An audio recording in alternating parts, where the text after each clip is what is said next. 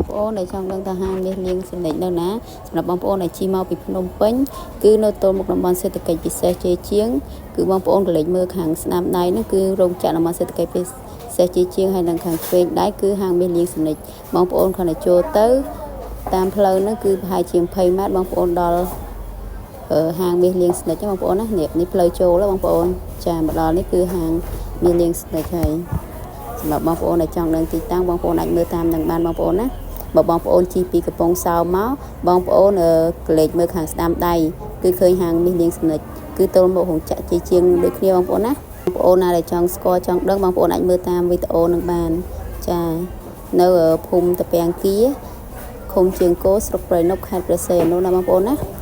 ចាបងប្អូនអាចមើលតាមនឹងបានគឺថាអត់ពិបាករកទេបងប្អូនឲ្យតែជិះមកគឺទល់មុខរោងចក្រជ័យជាងនឹងតែម្ដងបងប្អូនណាហើយកលេចមកមើលខាងឆ្វេងដៃទៅនឹងសម្រាប់បងប្អូនមកពីភ្នំពេញហាងមាសលៀងសនិចយើងខ្ញុំមានលក់មាសលក់ផ្លាទីនទឹកប៉ាវៀតណាមនិងផ្លាទីនទឹក5ចាសូមអរគុណ